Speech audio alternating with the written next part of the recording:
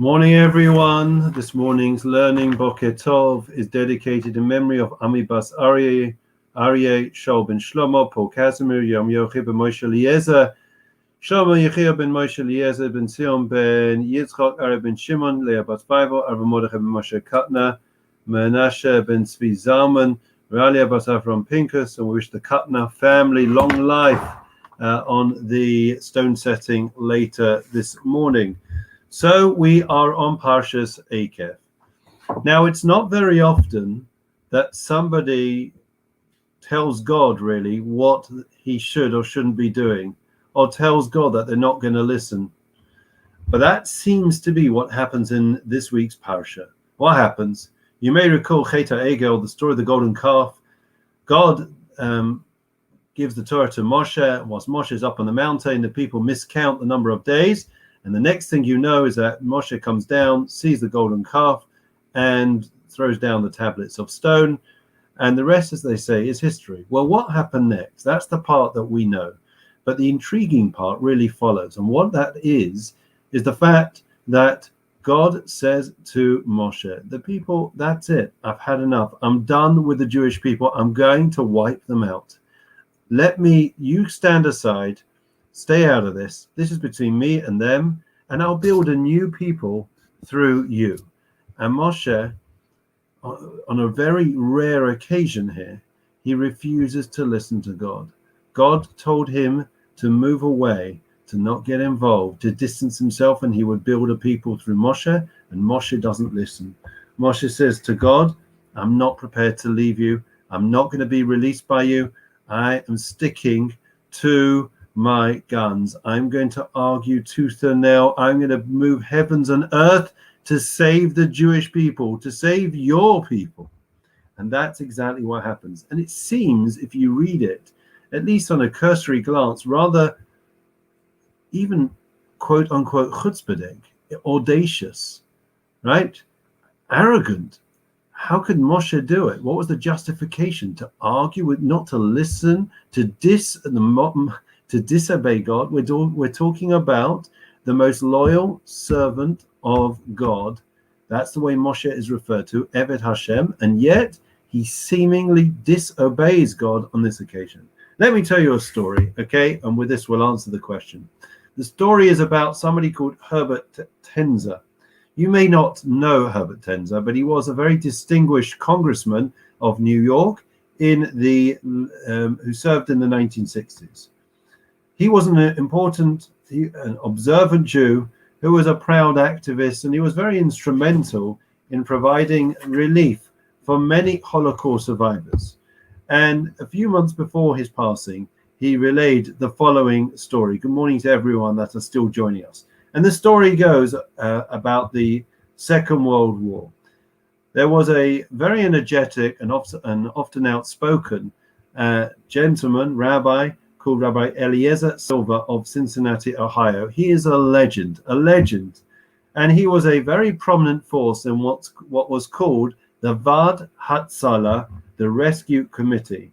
And they worked tirelessly throughout the horrific years of the Second World War when the Holocaust was going on, and they did their utmost to save and as many people as they could from the Holocaust, and also afterwards they worked to try to save and to look after and care for the survivors of the Holocaust. So one time, Rabbi Silver, who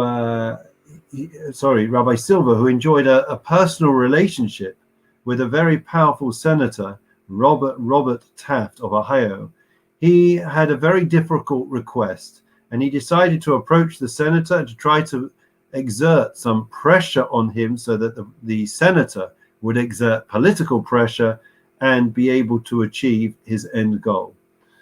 So he asked Mr. Tenzer to accompany him to the senator. And he said, Rabbi Silver, of course, came from Europe, so he had a very heavy Eastern European accent.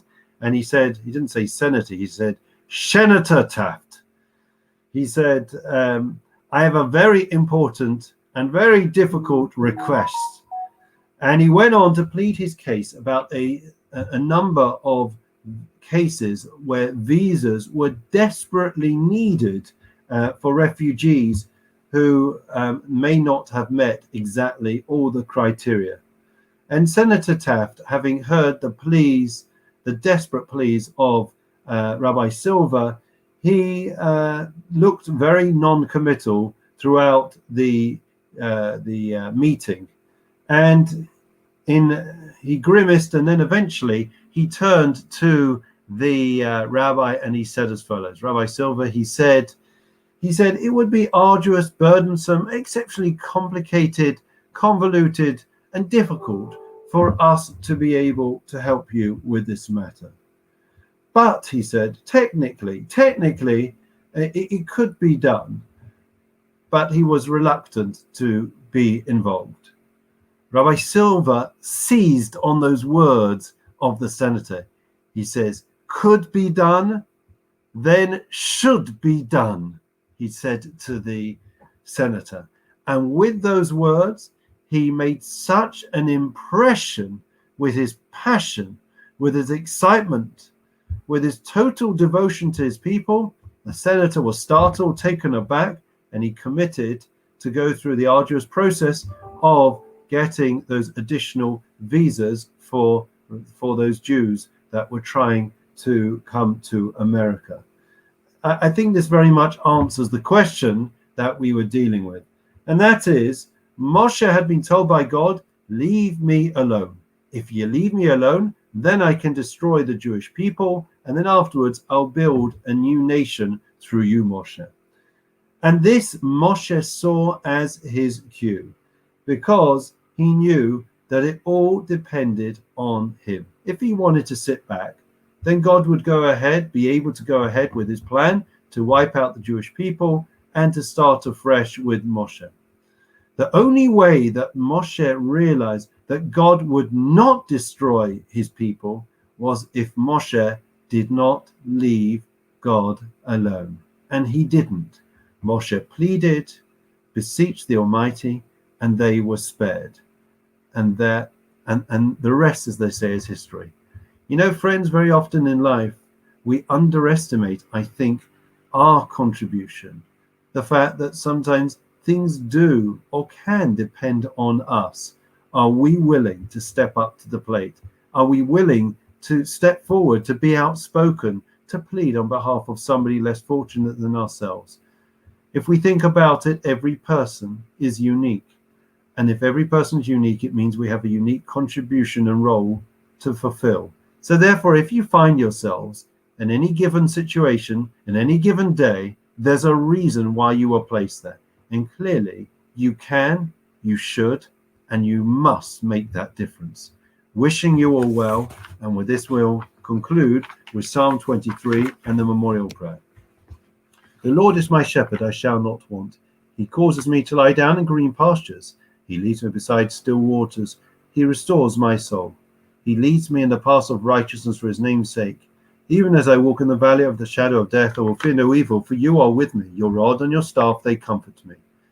You set a table before me in the presence of my adversaries. You anointed my head with oil. My cup overflows. May only goodness and kindness pursue me all the days of my life, and I will dwell in the house of the Lord for the length of days. Just before we go further, let's just say good morning to Carol, Peter, Rachel, Sarah, David, Andrea, Neil, Mervyn, Richard, Estelle, and everyone else that are still joining us this morning. So let us conclude now with the memorial prayer, and then Refuah Shalema. Sadly, Rabbi Jeremy Conway, head of KLBD, that's the London based in Kashrus division, his daughter's passed away.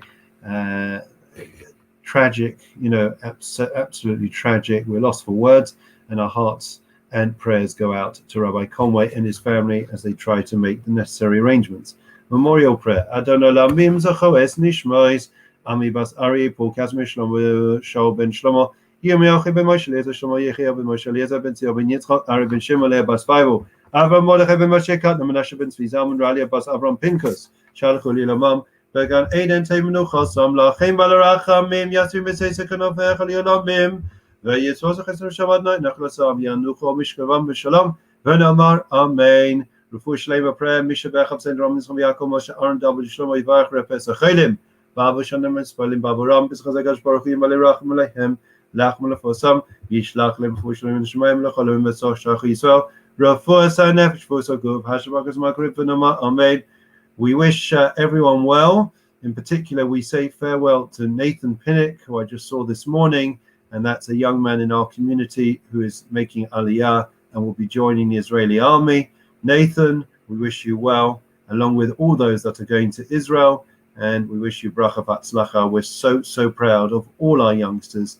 There are over 20 graduates that are moving on from our community, going further afield, university, Israel, and different ventures and opportunities, and each and every one of them have made a contribution, and we are so proud of all of you.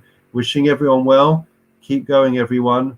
The Sefer Torah project is heading into its next stage as we come to the completion of the first stage of assigning all the Sedrot. If you still want to be a part of it, a few opportunities are left. It's remarkable, and we are uplifted by the constant support, unflinching support of our community.